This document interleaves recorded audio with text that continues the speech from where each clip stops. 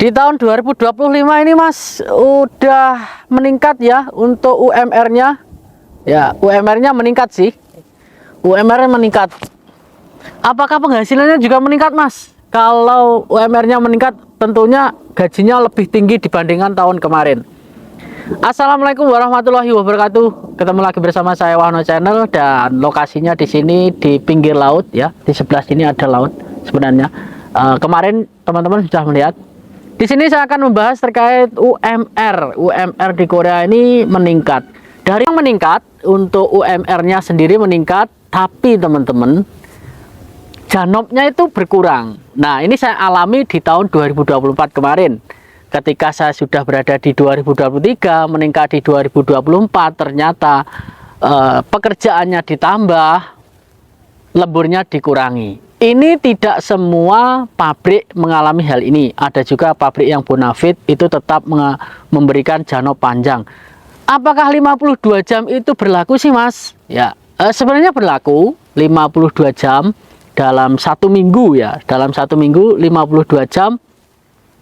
52 jam kerja, dan itu teman-teman ada juga yang terkena 52 jam, ada juga yang pabriknya itu bebas dari 52 jam. Contohnya pabrikku yang dulu di Buryong itu juga bebas 52 jam. Di pabrik yang ini juga bebas 52 jam. Ya, di pabrik ini. Tidak semuanya itu sama. Tapi gajinya di tahun ini itu meningkat. Tapi banyak pabrik-pabrik yang tidak menambah ataupun memberikan jam kerja panjang, lembur panjang, seperti itu teman-teman. Ada juga pabrik yang istilahnya kalau orang Jawa ya memperkecil waktu, menyempitkan gitu ya, menyempitkan waktu, tapi kerjaannya tak tetap gitu. Contoh satu hari yang dimana di tahun 2022 kemarin itu dapat produksi 1 ton, katakan seperti itu, gajinya sekian. Nanti di tahun 2023 gajinya naik ditambah 1 ton, 1,1 ton. Itu gajinya naik. Tapi jam kerjanya tetap. Ya, jam kerja tetap ataupun malah dikurangi. Sama di tahun 2024 2025 yang saya rasakan ini, gaji naik tapi jam kerjanya itu dikurangi. Supaya istilahnya gajinya tetap standar. Tetap standar, dapatnya sekian, tidak melebihi kemampuan perusahaan. Seperti itu teman-teman. Ada juga yang perusahaan memberikan 2,5 juta aja, tapi ketika saat naik gaji juga dapatnya segitu. Jadi tidak sangat berpengaruh tinggi untuk gaji atau UMR naik ini.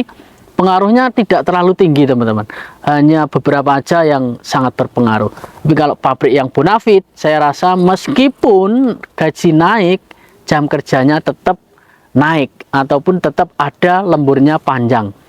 Tapi tidak semuanya teman-teman ya. Di sini sebagian saja yang memberikan 52 jam dan gaji UMR-nya naik, jam kerjanya dipotong. Seperti itu. Ada juga saat lembur itu istirahatnya tidak dihitung, itu juga ada.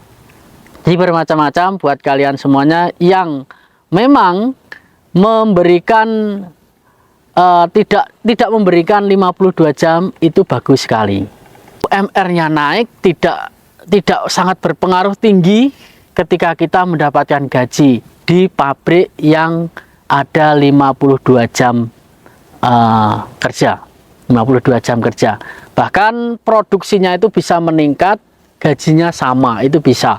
Ada juga produksinya menurun, malah disuruh libur banyak sekali, itu juga ada. Tapi kalau pabrik yang bonafit, gaji naik, tetap ikut naik. Yang awalnya 2024 mendapat 3,3, sekarang menjadi 3,6, ya seperti standarnya seperti itu, bagus. Dan pesan dari saya, pabrik itu yang bagus teman-teman, kerjanya standar.